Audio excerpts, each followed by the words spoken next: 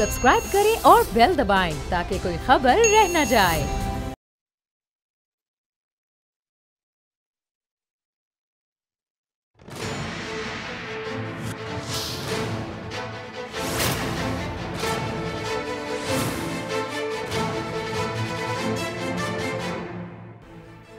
अस्सलामुअलैकुम, मैं नूरुल आरफीन सिद्दीकी और आप देख रहे हैं मेरी जंग। शहर नापुर साने हाल पर, शहर नापुर साने हाल कराची के अवाम पर एक और उस्ताद टूट पड़ी है। यके बाद दीगरे कराची के शहरियों के साथ हो रहा है। अल्लाह ताला रहम फरमाए। महंगाई के हाथों वो अवाम जो तिल तिल मर रहे थे, अब एक और मुसीबत के हाथों मर रहे हैं। जहरीली गैस पिछले 2 रोज़ से अवाम का सब्र आजमा रही है। कराची के इलाके केमाड़ी में आज जो इस वक्त जब मैं आपसे गुफ्तगू कर रहा हूँ, जहाँ बहक अफराद की तादाद 14 नफूस तक पहुँच चुकी है। 14 अफराद किसी दूर अफ्तादा इलाके में नहीं, किसी फार फ्लंग एरिया की बात नहीं हो रही। पाकिस्तान के सबसे बड़े शहर कराची में लुक़्मे अजल का निशाना बन चुके हैं। 500 मुतासर अफराद को आज दोपहर तक जिना अस्पताल मुंतकिल किए जाने की इत्तलात थी। इससे पहले कि हम इसके कॉजेज़ में जाएं, इसकी कुछ मुख्तलिफ एंगल्स आपके सामने पेश करें, मेरे साथ टेलीफोन लाइन पर मौजूद हैं मोहतरमा Seemi Jamali from JPMC, director Jinnah post graduate medical centre. Madam, programme में आपको खुशामदीद कहते हुए स्ट्रेट अवे में आपके you are the expert. Madam please हमें आगाह फरमाइए, क्या हुआ है, इसके सिम्टम्स क्या थे, कॉजेज़, रूट कॉजेज़ क्या हैं, इसके क्या आप मुख्तलिफ एंगल्स हमें बता सकती हैं? देखिए जी, सबसे पहले तो मैं आपकी एक तस्दीक कर दूं। आपका बहुत बहुत शुक्रिया कि आपने मुझे इनवाइट किया इस प्रोग्राम में। हमारे पास कल रात से इस वक्त तक तकरीबन 65 मरीज लाए गए हैं और 500 नहीं थे बल्कि 65 मरीज हैं। ये कुछ मेरा ख्याल में कुछ मिसअंडरस्टैंडिंग हुई है फिगर्स में। सबसे पहले जो पेशेंट्स लाए गए थे वो ज़ियाउद्दीन हॉस्पिटल में लाए गए थे जो किमाड़ी के इलाके में था, और ज़्यादातर मरीज जो लाए गए उन्होंने ये कंप्लेन की थी कि उनको सांस लेने में दुश्वारी हो रही है, दम घुट रहा है, आंखों में से पानी आ रहा है और ऐसे लगता है जैसे गला खींचा जा रहा है, यानी एक चोकिंग सेंसेशन हुई थी। इसी तरह पहले दिन तो ये सब ज़ियाउद्दीन में गए, हमारे पास 2-3 पेशेंट्स आए थे, लेकिन कल शाम से हमारे पास पेशेंट्स की काफ़ी तादाद आई और सारी रात ही पेशेंट्स से आते रहे और तकरीबन 65 पेशेंट्स अब तक लाए जा चुके हैं, जिनको के बदस्तूर तक यही तकलीफ उन्होंने बताई कि उनको की सांस लेने में दुश्वारी हो रही थी और उनको गला खींच रहा था। कुछ लोगों ने ये भी कंप्लेन किया कि जब वो अपने इलाके में रहते थे, और एक खास मखसूस इलाके से आए थे, जैक्सन का इलाका, जो कि मुस्कान चौक जो है उसके करीब ये रहते थे किमाड़ी के इलाके में। ये सारे वो पेशेंट्स थे जो कि इस इलाके में अरसे से रहते हैं और बड़े छोटे हर किस्म के हर एज ग्रुप के लोग आए थे।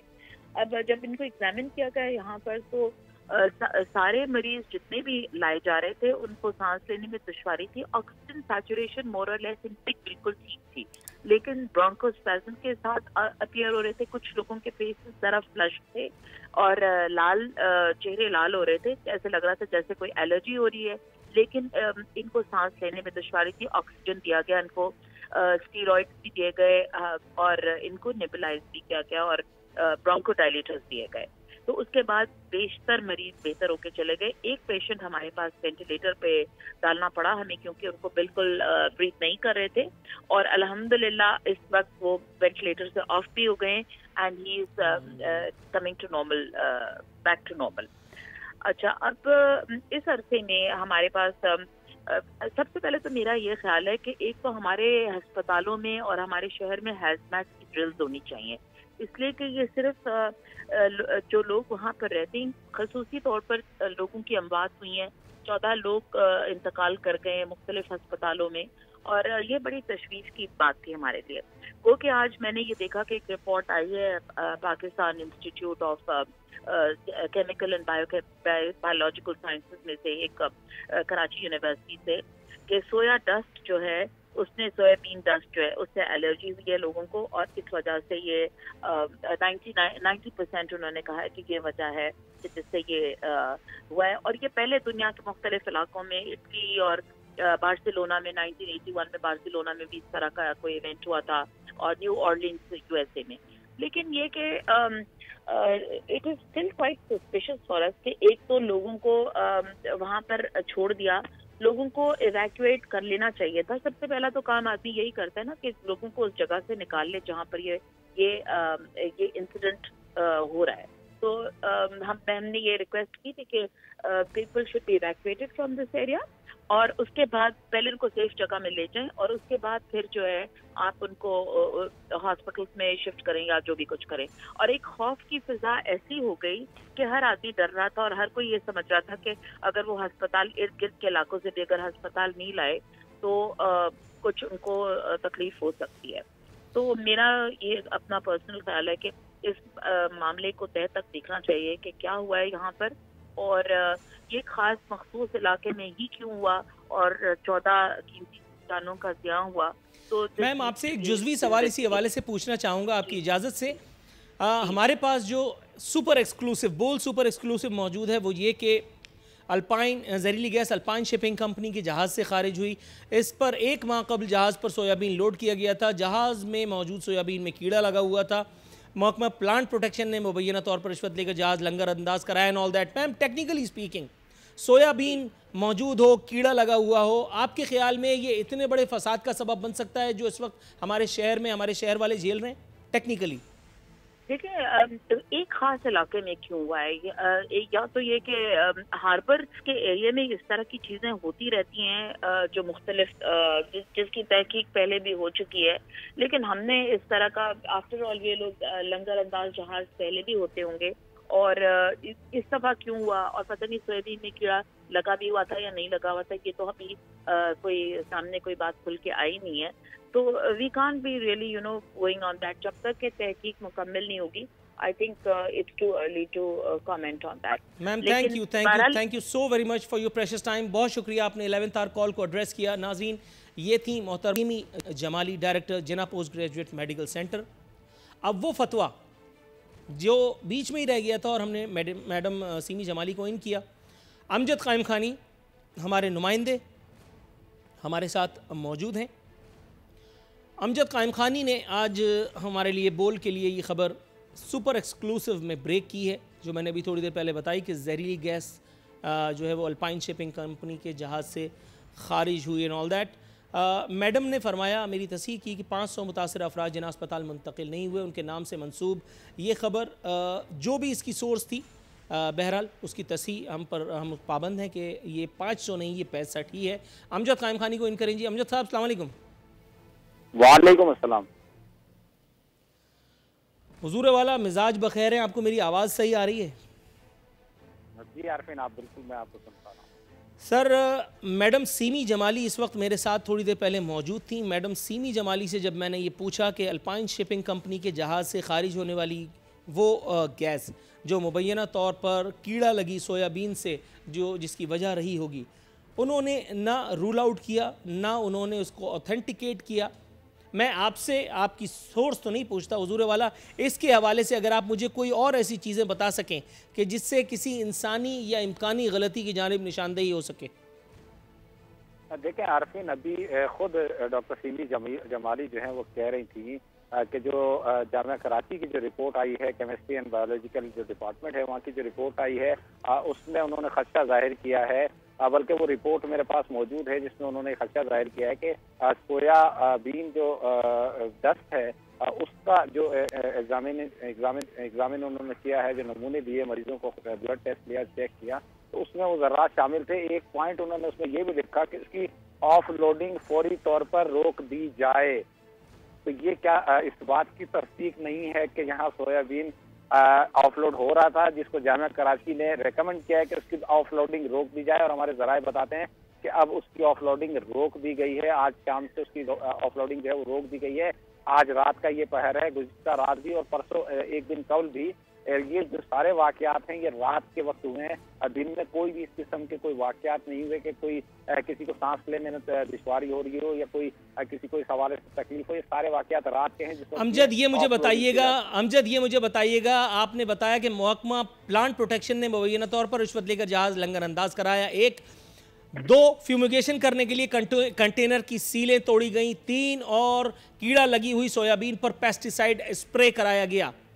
हुजूर वाला, ये तमाम जराइम ये जो आपने बताया है महकमा प्लांट प्रोटेक्शन, अगर इसके खाते में डाले जाएं तो कौन है इसका चैंपियन जिसके नाम पे ये FIR काटी जा सकती है?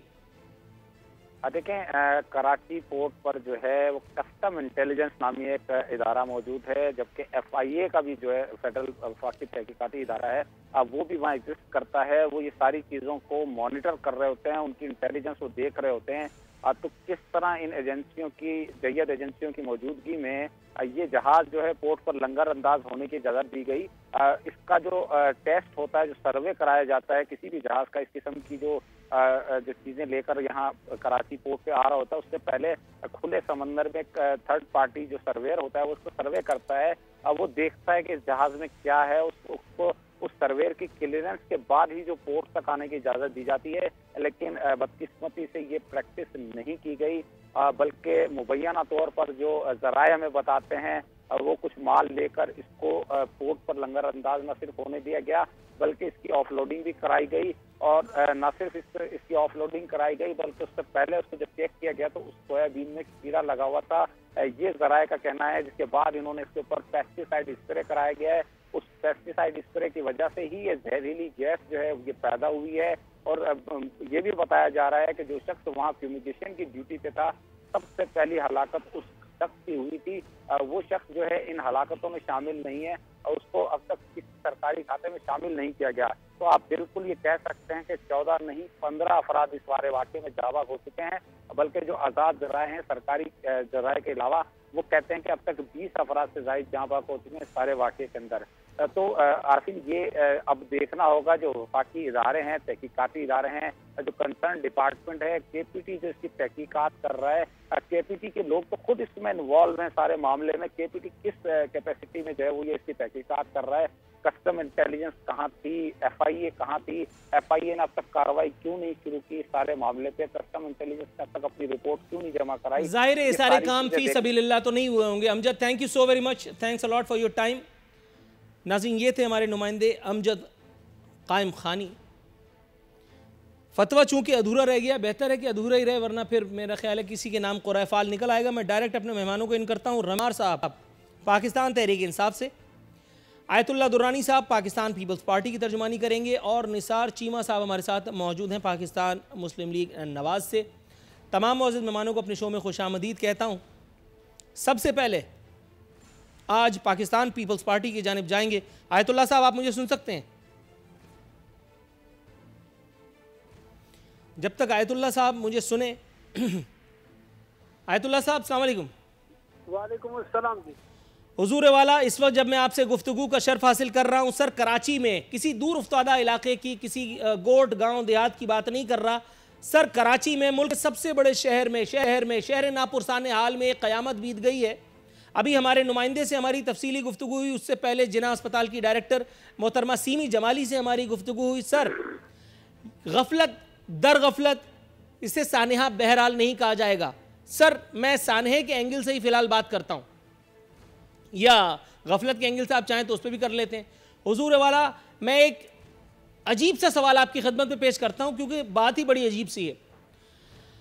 हमारी सरकार, सूबा सिंध की सरकार, हमारे मसीहा, उनकी जानिब से एक ऐलान सामने आया, उन्होंने दौरे करने शुरू किए। जाहिर है कि वो सूबे के देखभाल पे मामूर हैं, उस सूबे के जिम्मेदार हैं, उनको ऐसा ही करना चाहिए था। वो गए, उन्होंने अवाम की दादरसी फरमाने की अपने तौर पर सही की, साथ ही साथ उन्होंने अवाम को एक हिदायत की, अपने लोगों को एक हिदायत की, अपने लोगों को अथॉरिटीज़ की बात कर रहा हूँ मैं, कि मुतासरीन को शादी हॉल्स में ठहराया जाए, मुतासरीन को शादी हॉल्स में ठहराया जाए।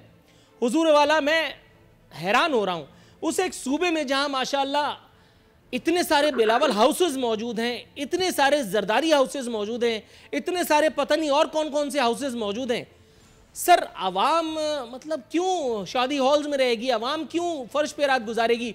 14-15 आदमी वैसे ही अपनी ज़िंदगी की बाजी हार गए। कुछ लोग हैं इस वक्त जिन्हें लगता है कि उनके एहतजाज से कुछ हो जाएगा, जिन्हें लगता है कि इस वक्त ये जो सानहा बर्पा हुआ है, जिसमें किसी न किसी की गफलत तो ज़रूर है, उसका कोई मंतकी नतीजा बरामद होगा। हालांकि आज से पहले तस्मान स्प्रिट हुआ, फलाना हुआ, डिकाना हुआ, कौन इस सरजमीन पे उतरा है जो किसी को पकड़ेगा, किसी को सज़ा देगा? सर, अपने हुदूद में रहते हुए, अपनी सरकार के हवाले से अगर आप कोई जवाब इनायत करें तो अहम नवाजिश होगी।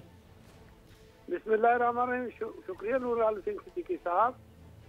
इन्ना लिल्लाहि व इन्ना इलैहि राजिऊन। जिन लोगों जो फौत हो गए उनके लिए दुआए मग़फ़िरत।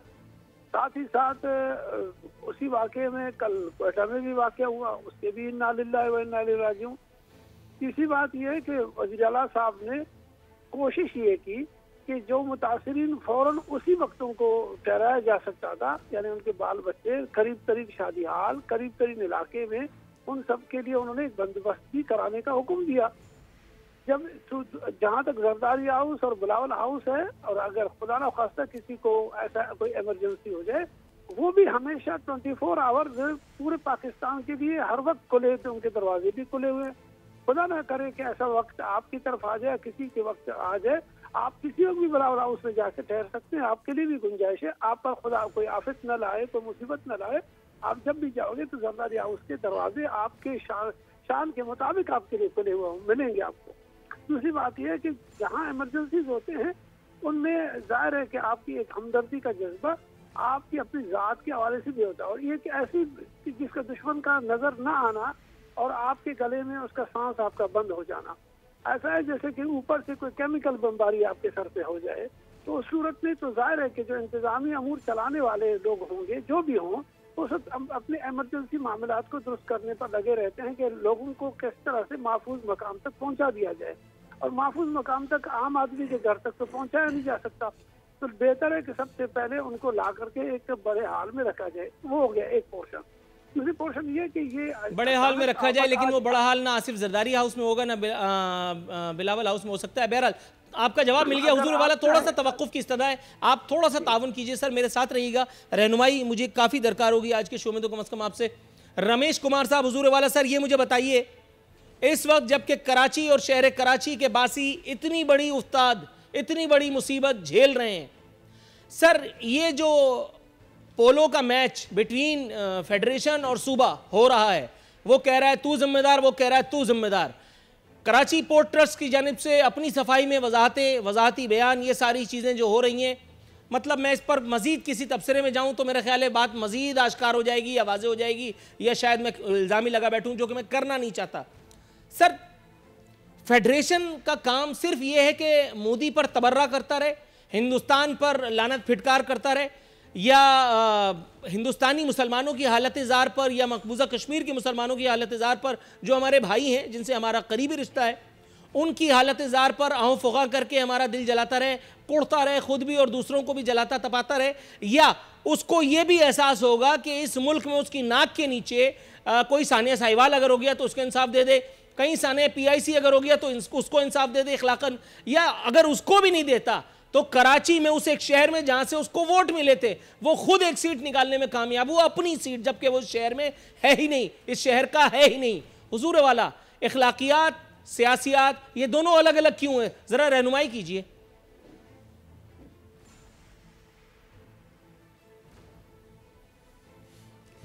रहनुमाई तो आपकी मैं नहीं कर सकता, काफ़ी दिनों से आपके प्रोग्राम में आता हूं, मगर रहनुमाई नहीं कर सकता आपकी। रही बात ये इशू, देखें बात यह है कि किसी भी प्रोविंस के अंदर, चाहे फेडरल इदारे के अंदर कोई ऐसी चीज़ हो जहाँ पे मैनेजमेंट फेडरल इदारे की हो, मगर जिस प्रोविंसेस के अंदर होती हो, तो कभी भी ऐसा कोई मिसहैप हो, कोई क्राइसिस हो, तो रेस्पॉन्सिबिलिटी इमरजेंसी को जो है वो मैनेज करने की वो प्रोविंशियल गवर्नमेंट की होती है। मगर ये जो चीज़ें हैं यहाँ पे प्रोविंशियल और फेडरल का गेम नहीं होना चाहिए, मिल के काम होना चाहिए। और मैं समझता हूँ कल अली जैदी की जो स्टेटमेंट आई नासिर शाह के हवाले से या अपना डॉक्टर आसम के हवाले से कि ज़ियाउद्दीन ने हमसे ये कोऑपरेशन किया, तो ये अच्छी बातें हैं। कभी भी कोई भी ऐसी चीज़ हो सकती है, आफत आ सकती है, कुछ भी हो सकता है, बहुत सारी पुरानी बिल्डिंगें हैं, कल कोई बिल्डिंग गिर जाए, तो ये बहुत सारे इशू हैं, लोगों को समझाते हैं, नहीं करते हैं। जैसे अभी आपने बताया सोयाबीन का, ये एक प्रैक्टिस होनी चाहिए कि ये क्लियरेंस मिलती है, क्लाइमेट वाले अलहदा क्लियरेंस देते हैं, मुख्तलिफ़ जगहों से NOC मिलती है, उसके बाद जो है ये जहाज़ जो है वो खाली होते हैं, उसको बाकायदे केमिकल चेक होता है। कस्टम के पास अपनी लेबॉर्ट्रीज़ होती हैं, इवन उस लेबॉर्ट्री के अंदर पहले वो चेक होता है, चेक होने के बाद उसको रिलीज़ करना चाहिए। अब वो देखना पड़ेगा कि ये अगर सोयाबीन से हुआ है तो उसकी डस्ट वगैरह वो आया चेक हुआ या नहीं हुआ या क्या, क्योंकि बहुत मरतबा ऐसे होता है कि प्राइवेटली हमारे ऊपर एक मरतबा इल्ज़ाम लगा कि जहाज़ गया यहाँ से चावल का और वो गया कीनिया, नैरोबी में जब जहाज़ उतरा तो माल दिखाया और था और दिया और था, तो उन्होंने सारा माल उठा के और सील करके रख दिया और जो लोग थे उनको उन्होंने जो है वो एक्शन ले लिया। हमारी मिनिस्ट्री एक्शन में आ गई कि भाई ये बंदों को जो है इस तरीके से बांध लिया था।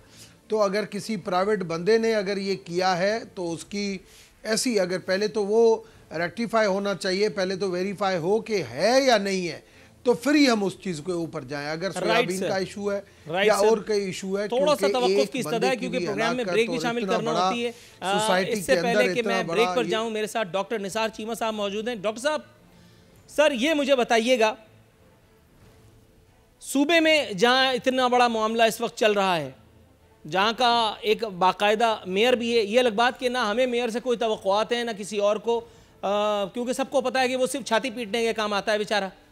यहाँ एक ऐसी सियासी जमात थी जो शहर को बाकायदा ओन करने 98% मजलूमों महरूमों के पता नहीं क्या क्या लाल गुलाबी बातें, उसका भी कुछ पता नहीं। उसके कुछ लोगों की तस्वीर ज़रूर मंजर आम पे आई हैं, कुछ बैरून मुल्क जो लूट मार करके फ़रार हो गए वो डांस कर रहे हैं, कुछ यहाँ पे हैं चैंपियन जो कल तक चौकीदारी करते थे किसी मिल में, आज वो बाकायदा मतलब ये कि अवाम के पैसों से अल्ले तल्ले करते फिर रहे हैं। हुजूर सवाल मेरा ये है कि हमारी जो सिंध सरकार है उसका ये कहना है, उसके मसीहा का ये कहना है कि वज़ीर आला ने हिदायत की कि मरीज़ों के तमाम ज़रूरी टेस्ट किए जाएं, अगर मरीज़ों को कहीं और मुंतकिल करना हो तो अमन एम्बुलेंस की सर्विस फराहम की जाए। बहुत अच्छा है, खैर मकदम है, लेकिन मामला तो इसके बाद पेश आएगा ना, सूरत हाल तो इसके बाद जाकर के ज़रा क्रिटिकल होती है। कैसे कि एक आदमी जो बेचारा गरीब आदमी है, जो महंगाई से लड़ रहा है, जो नए पाकिस्तान में इमरान खान से जो है वो उनकी मसीहाई से जूझ रहा है, उसको अमन एम्बुलेंस की फैसिलिटी दे करके उसका क्या आंसू पोंछ लिया आपने? उसको इलाज मुआवजे की सहूलतें अगर आप किसी अच्छे मेडिकल इंस्टीट्यूशन में फराहम करते तब तो बात थी ना, या मैं बिलावजह ऐसे ही तनकीद कर रहा हूँ? कुछ रहनुमाई कीजिए आप भी।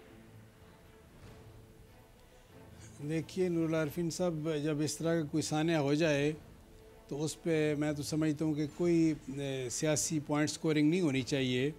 उसमें सबको अपनी ज़िम्मेदारी का एक कलेक्टिव रिस्पॉन्सिबिलिटी का मुजाहरा करना चाहिए। अगरचे देखें सबकी ज़िम्मेदारी है, वहाँ पे फेडरल गवर्नमेंट जो है वो भी ज़िम्मेदार है, ज़्यादा महकमे ज़ाहिर है कि वो वही हैं जो उसको लुक आफ्टर कर रहे हैं, जो ज़िम्मेदार हैं इसके, KPT हो, कस्टम्स का महकमा हो, FI हो, सारे हों। और इसके अलावा सूबाई हुकूमत जो है वो भी इससे बरी ज़िम्मा नहीं हो सकती। और कराची के मामलात जो हैं उससे जो है वो बल्दियाती जो नुमाइंदे हैं वो भी बरी ज़िम्मा नहीं हो सकते। सब ने वोट लिए हुए हैं, सब भी आवाम के दुखों का मदावा करने के ज़िम्मेदार हैं और इसके लिए अकाउंटेबल भी होना चाहिए। जो ये है कि जिन्होंने वोट लिए हैं वो ज़ाहिर है कि उसके लिए अकाउंटेबल भी हैं, वो ज़िम्मेदार हैं, उनका एहतसाब भी होना चाहिए। और ये है कि इस मामले में मैं समझता हूँ कि सबको इस ज़िम्मेदारी का इस तरह मुजाहरा करना चाहिए कि आइंदा के लिए ये इंश्योर किया जाए कि इस तरह का गुस्सानिया ना हो। ना ये है कि इस तरह ये है कि लोगों को और मुख्तलिफ़ जहाज़ों को बग़ैर ये है कि बग़ैर ज़रूरी जो लवाजमात है, ज़रूरी फार्मेलिटीज़ हैं, जो रिक्वायरमेंट्स हैं वो पूरी किए बगैर उनको ये है कि पैसे लेके उनको लंगर अदाज होने की इजाज़त दी जाए। राइट सर, थोड़ा सा तवक्कुफ की इस्तदा है। यहाँ मुझे अनफॉर्चुनेटली एक ब्रेक की कॉल दे दी गई है चीमा, यहाँ वक्त हुआ एक मुख्तसर से कमर्शियल ब्रेक पे जाने का।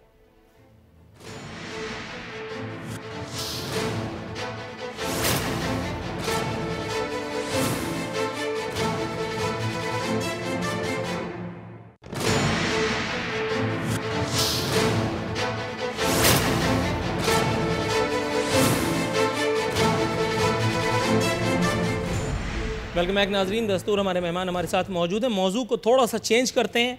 रमेश कुमार साहब हुजूर वाला, आज मेरे सरकार ने एक और इलाज फरमाया है। सोशल मीडिया कवानीन पर स्टेक होल्डर्स को एतमाद में लेने की हिदायत फरमाते हुए बताया गया है कि इक़दाम का मकसद हरगिज़ सियासी इख्तिलाफ को दबाना, आज़ादी इजहार को कुचलना नहीं है। एक मरतबा फिर हुजूर वाला ने मुहज़्ज़िब ममालिक का हवाला भी पेश किया। उन्होंने बताया कि बरतानिया में ऐसा होता है तो फलाना होता है तो ठिकाना होता है। सर, जनरल नॉलेज के दो सवाल हैं। एक, बरतानिया में ऐसा कहाँ होता है जो आप लोग कर रहे हैं, और दूसरा, जनाबे वाला बकरे को अगर उस्तरा देख करके या जो है वो चाकू देख करके, छुरा देख करके, बुगदा देख करके डर लग रहा है, तो आप लोग उससे कह रहे हैं कि नहीं बच्चा चढ़ जा सूली, इससे कुछ नहीं होगा। इसका मकसद एग्जैक्टली वही है जो आप तरदीद फरमा रहे हैं। और ये बात मैं पिछले 1-1.5 महीने से मुख्तलिफ जय्यद सहाफ़ियों की ज़ुबानी, उनके लिखे हुए कॉलम्स की ज़ुबानी, उनके प्रोग्राम्स की ज़ुबानी बताता रहता था और फाइनली अब ऐसा हो भी गया। सर ये मुझे बताइए, जिन कंधों पे चढ़ करके इक़्तिदार का मुंह देखना नसीब हुआ है, क्या समझ लिया है कि हमेशा यहीं रहेंगे, झूला झूलते रहेंगे, या कभी यहां से बाहर निकल करके वो खुला आसमान देखना भी नसीब होगा जब कंटेनर से नजर आता था?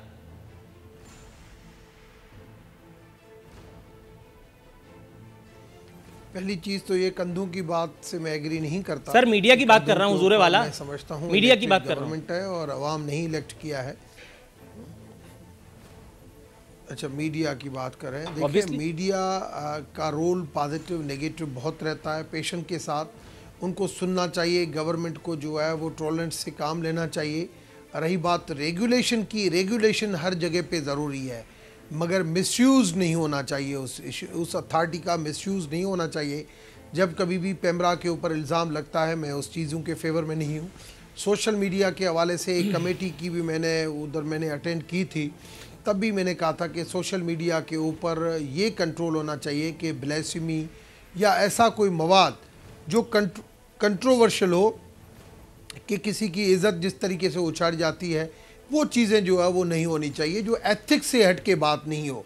रही बात पॉलिटिकली स्टेटमेंट कोई भी किसी को दे सकता है, ये हमेशा दी जाती है, मगर उसको रेगुलेट करने के लिए उनकी सोशल मीडिया वालों की ऑफिसेज जो है वो यहाँ पे होनी चाहिए। वो तो ठीक है, हर ऑफिस वो है, तो ठीक है। ट्विटर की ऑफिस नहीं है, और ट्विटर वाले जो है वो कोई भी हमारी रेगुलेशन को नहीं मानते हैं। यही हमने बात की थी, मगर जल्दबाजी में जो है वो बिल आ गया। मैं समझता हूँ बिल आना या ऑर्डिनेंस आना, ये सारी चीज़ें होनी चाहिए, मगर विदाउट स्टेक होल्डर कॉन्फिडेंस अगर कोई भी चीज़ होती है तो फिर उसके कॉन्सिक्वेंसेस निकलते हैं, वो कोर्टों में जाते हैं, उसके ऊपर जो है वो इश्यूज़ आ जाते हैं। तो ये अब आज वक्त ये नहीं है। मैंने तो इवन पीएमडीसी के हवाले से भी कहा था कि पीएमडीसी का जो इशू है वो भी थ्रू टॉक्स बैठ के स्टेक होल्डर के साथ बैठ के मसला, सोशल मीडिया मुआशरे के लिए बहुत ज़रूरी है। आप देखिए बहुत सारे केसेस हैं जो इलेक्ट्रॉनिक मीडिया के ऊपर नहीं आते। रमेश कुमार साहब, मैं आपकी तरफ आता हूँ। आयतुल्लाह दुरानी साहब, हुजूर वाला आप मुझे सुन सकते हैं? जी जी हुजूर वाला सर, ये मुझे बताइएगा, आज बिलावल भुट्टो साहब अल्हम्दुलिल्लाह जो उनकी मकतूला रुकन असम्बली थी, रुकन असम्बली, उनके घर गए, जाकर के ताज़ियत फरमाई, एक बहुत अच्छा अमल था। मुराद अली शाह साहब सीएम सिंध उनके साथ थे, जाहिर है कि उनका होना लॉजिकल है, बनता है। सर जो चीज़ बैद अज़-अक़्ल है, ये शायद इलॉजिकल है, वो ये कि वो मकतूल सहाफ़ी, उसका घर, उसका घराना बिलावल भुट्टो की दीद का मुंतज़िर ही रहा, जिसने ये भांडा फोड़ा था, जिसने ये स्टोरी ब्रेक की थी कि बिलावल भुट्टो के ट्रेन मार्च में 500 रुपये दिहाड़ी के एवज़, उजरत के एवज़ लोगों को सिर्फ मैन पावर शो करने के लिए और वहाँ पे ले जाया गया था, और पीपल्स पार्टी के हवाले से जो मामलात थे। सर उसके बाद फिर मौसूफ को कत्ल की धमकियाँ भी मिली, और फिर फाइनली उनको अल्लाह ताला ने अपने पास बुला लिया। ये कहना तो नाइंसाफ़ी होगी, हालांकि किसी ने उनको भेजा ही है। हुजूर वाला कुछ फरमाइए कि तसल्ली हो। देखिए, जो फौत हो जाते हैं उसके लिए इन्ना लिल्लाहि व इन्ना इलैहि राजिऊन। और सवाल ये है कि वज़ीर आला साहब जहाँ गए या बिलावल भुट्टो साहब जहाँ पहुँचे, वहाँ उन्होंने फातिहा ख़्वानी की। इनके साथ उनके वो मरासिम थे कि जिसमें से वो ज़ाती तौर पर उनके साथ हमेशा लगे रहे। जैसे सहाफ़ी के घर जाना चाहिए, हो सकता है वज़ीर आला साहब एक आध दिन में किसी वक्त भी चाहे पहुँच जाए। तो जिस तरह से आप एक डिज़ाइन करके बता रहे हैं, आपके डिज़ाइनर के मुताबिक, तो आप सब कुछ मलबा भी तो पार्टी के सर पे डाल रहे हो। आप तो घुमा फिरा करके जो गुफ्तगू कर रहे हो उसके मुताबिक तो आपका ये लग रहा है कि जैसे कि उन्होंने बिलावल भुट्टो साहब के मुतालिक बात की या पीपल्स पार्टी के जलसों के मुतालिक बात की, और इसके बाद उसका कत्ल हो गया, और इसके बाद धमकियां मिली। इसका मतलब है कि मैंने आयतुल्लाह दुरानी ने इसको किया है। नहीं, ये एक इम्कानी बात हो सकती है, मतलब मैं इसको रूल आउट नहीं करता, लेकिन आप अगर मुझ पे ये तोहमत डाल रहे हैं तो ऐसा मैं नहीं समझता। हाँ, पता नहीं पता नहीं क्यों आपको इस सवाल से ये लगा, हालांकि मैंने बखुदा ये पूछा नहीं था, आप पता नहीं क्यों खुद ही अपने तौर पे वजाहत दे रहे थे। नहीं, आजाद गुफ्तगू के बुनियाद पर आप एक ऐसी गुफ्तगू का डिजाइन कर रहे हो कि जिसमें से आपको उन हकायक का भी पता ना हो, कल खुदा न खास्ता उनके हकायक कुछ और हो, और किसी के मकतूला जो है इस वक्त हमारी MP वहाँ पे बेचारी जो शहीद हो गई, वो तो अपने खानदानी मामला से शहीद हो गई। अभी उसके लिए तो मैंने नहीं कहना कि जनाब उसको राह वालों ने मार दिया या उसके लिए जो है ना कोई और डिजाइन हो गया था। ये जो एक मौत है, एक है मामला को। अब बिला तहकीक अगर ये आपका तहकीक दुरुस्त, आपका डिजाइन दुरुस्त, आपके अल्फाज दुरुस्त अपने हद तक, लेकिन ये कि आपने फौरन ही बिलावल भुट्टो की जरदारी के तनकीद के साथ उस मेमन साहब के कत्ल को डाल दिया।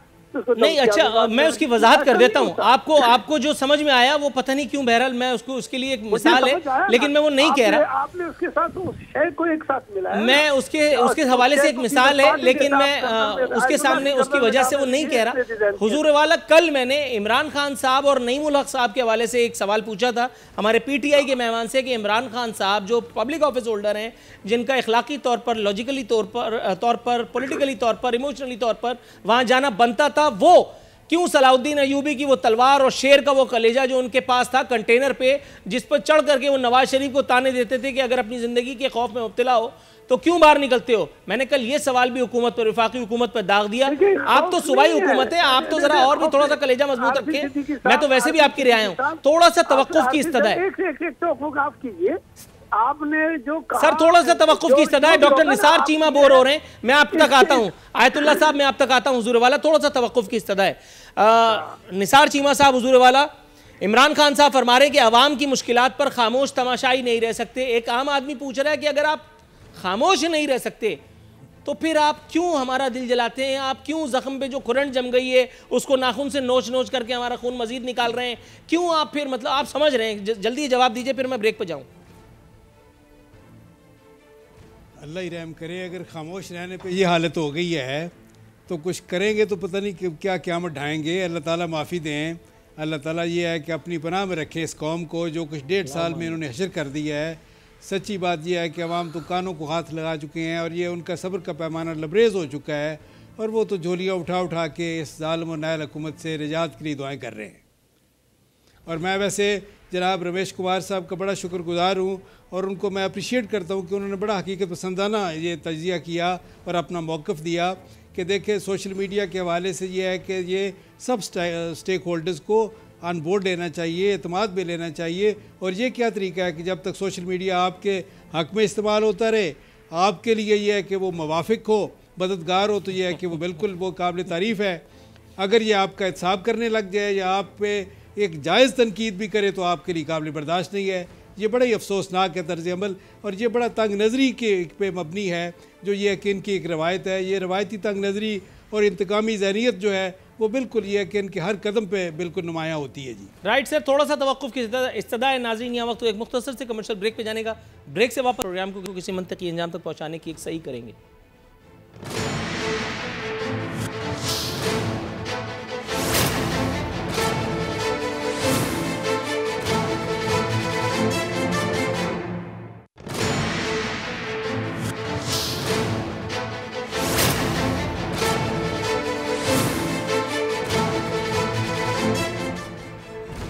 वेलकम बैक नाजरीन, इख्तितामी लम्हा शो के आन पहुँचे। रमेश कुमार साहब, हुजूर जनरल नॉलेज का एक सवाल आपसे पूछना था, अगर आप रहनुमाई कर सकें। हालांकि अभी आपने कहा कि इतने अरसे से आप मेरे पास आ रहे हैं मेरे शो में, अभी तक तो आप कामयाब नहीं हो पाए। कोशिश कीजिए इस मरतबा तकदीर आपका साथ दे सके। हुजूर, 18 माह में बिजली मरहलावार या एक ही बार महंगी करने की तजावीज़ सामने आई हैं। मंजूरी के लिए वज़ीर-ए-आज़म से मंजूरी लेने के बाद तजावीज़ ECC को पेश की जाएंगी। 18 माह में बिजली मरहलावार या एक ही बार महंगी करने की तजावीज़। सपोज ये काम हो गया और होके ही रहेगा, मतलब बहुत सारे काम आपने कर लिए, किसने रोक लिया आपको? मतलब आवाम की आहों फोगा ये वो गई सब इधर उधर। बताना तो आपने यही है कि आसिफ जरदारी चोर था, नवाज शरीफ डाकू था, पिछले वालों ने लूट लिया, 70 सालों में जो हुआ। यही जवाब होता है PTI में। जब से 1.5 साल से मैं झेल रहा हूँ PTI के लोगों को, माजरत के साथ आपके अलावा। हुजूर वाला, कोई चोर था या कोई डाकू था, कोई नाई था, कोई भंगी था, कोई भिश्ती था, कोई हज्जाम था, सानू की ये जो 18 माह में करने के लिए आप जा रहे हैं और उसके बाद आप फिर उसी के साथ एक लतीफ़ा छोड़ते हैं अखबार में कि बिजली और गैस सस्ती करने का फार्मूला बनाया जाए। आपने क्या वही समझ रखा है जो मैं इस वक्त ऑनियर नहीं कह सकता?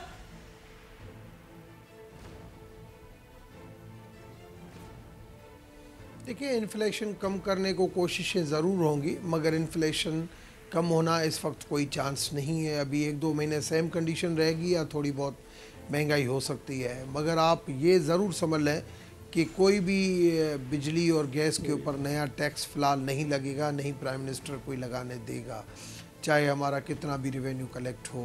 तो ये चीज़ क्लियर है, हमें इस चीज़ का एहसास है कि बिलो द पॉवर्टी लाइन लोग जो रहते हैं उनके लिए अखराजात में किस तरीके से उसको कर्टेल किया जाए, किस तरीके से कमी लाई जाए, ये हमारा एहसास है। हम समझते हैं कि होना चाहिए, मगर आप ये सही कह रहे हो कि लास्ट गवर्नमेंट के ऊपर जो है वो बार बार कहना, अब मैं कहता हूँ कि ये चोर डाकू नायल नाला के नारे अब ख़त्म होने चाहिए, मिलके काम करना चाहिए। ये इल्ज़ाम, ये इसमें कोई शक नहीं है कि माजी के जो लोन, माजी की जो लाइबिलिटीज़ चल रही है उसके असर आज क्या कई सालों तक चलेंगे, मगर आज अगर हम ये कहेंगे तो वो वतीरा नहीं चलेगा, नहीं पब्लिक के पास चलेगा और नहीं नूरुल आरफीन के पास चलेगा।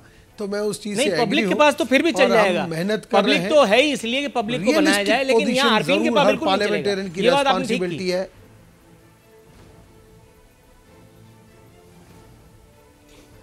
नूरुल आरफीन के पास चल जाएगा, पब्लिक के पास नहीं चलेगा, मगर इसके ऊपर में थोड़ा सा तवक्कुफ चले या नहीं चले सर, थोड़ा सा रियलिस्टिक होना चाहिए। चीमा जो है वो मुस्कुरा रहे हैं, थोड़ा सा उनका भी सब्र आजमाए ना। हकीकत पसंद होना चाहिए, हर पार्लियामेंटेरियन को हकीकत पसंद। जहाँ पे आज पाकिस्तान खड़ा है, किसी ने कोई कसर नहीं छोड़ी है। राइट, कम से कम सबको मेहनत करके मुल्क को क्राइसिस से निकालना पड़ेगा। Got your point. Doctor Nisar Cheema हुजूर वाला खबर बता रही है, नून लीग का मार्च में हुकूमत के खिलाफ तहरीक चलाने का ऐलान।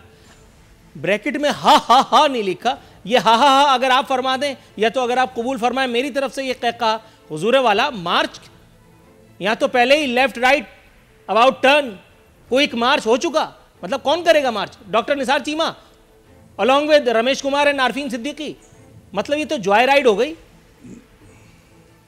देखिए, बात यह है कि इस वक्त जिस तरह मैंने गुजारिश की कि पूरी कौम, ये मेरी बात नहीं, नूरुल आरफीन की बात नहीं, रमेश कुमार की बात नहीं, ये पूरी कौम का मसला है। पूरी कौम के लिए अब ये है कि देखें, उनके लिए 2 वक्त की रोटी का इंतज़ाम मुश्किल हो गया है।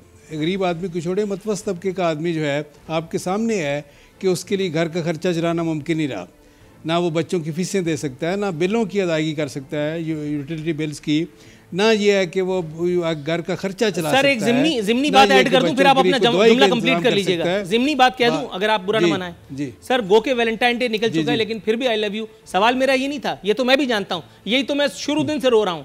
मेरा सवाल तो ये था कि ये मार्च होगा कैसे? हेडलेस चिकन की तरह ये मार्च कौन लीड करेगा, जबकि आपके कायदीन ही पाकिस्तान में नहीं है? नहीं, ये बिल्कुल, ये कायदीन भी, हमारे सदर जो है मियां शहबाज शरीफ भी बड़ी जल्दी वापस आ रहे हैं, और इंशाअल्लाह पूरी मुत्तहिदा अपोजिशन, पूरी कौम यकसू है इस मामले में, एक पेज पे है। और सच्ची बात यह है कि इस वक्त कोई इख्तलाफ नहीं है, ना मुत्तहिदा अपोजिशन की सफ़ों में, ना पूरी कौम में, एक पेज पे हैं, यकसू हैं कि नायल और जालिम हुकूमत से निजात जो है वक्त का अहम तरीन तकाजा है। मतलब और सीरियस बिल्कुल अपोजिशन का, अपोजिशन से कोई खतरा नहीं है और नहीं होगा। सर रमेश कुमार साहब, मैं ये बात पहली और आखिरी बात है जिस पर मैं पीटीआई के साथ हूं। आखिरी बात नूरुल आरफीन साहब, आखिरी बात यह है कि ये बात सही है कि इनको अपोजिशन से खतरा नहीं है, पीटीआई को अपने करतूतों से नहीं होगी। अच्छा, इस बात से भी मैं आपके मुत्तफिक हूं। इस बात से भी मैं आपके मुत्तफिक हूं। रमेश कुमार साहब और डॉक्टर निसार चीमा की दोनों हजरात की इन दोनों बातों से मैं मुत्तफिक हूं, क्योंकि अपोजिशन मतलब फजलुर रहमान साहब ने जो एफआईआर काटी है नून लीग और पीपल्स पार्टी के खिलाफ, वो भूल गए आप। मुत्तहिदा पोजीशन, इतना बड़ा ताना आपने कस दिया। और दूसरी बात जो डॉक्टर निसार चीमा ने फरमाया कि एमक्यूएम की तरह पीटीआई को भी किसी बैरूनी दुश्मन की नहीं है हुजूर। या थोड़ा सा वक्त मेरा ख्याल है वाइंड अप ही हो गया, थोड़ा सा क्या अब घर जाने का टाइम हुआ। डॉक्टर निसार चीमा, डॉक्टर रमेश कुमार साहब, अल्हम्दुलिल्लाह 2 डॉक्टरों के बीच में फंसा था, फिर भी साफ निकल आया। नाजरीन, कल तक के लिए इजाजत दीजिए, इंशाअल्लाह कल मुलाकात होगी बशर्ते ज़िंदगी फी अमानिल्लाह।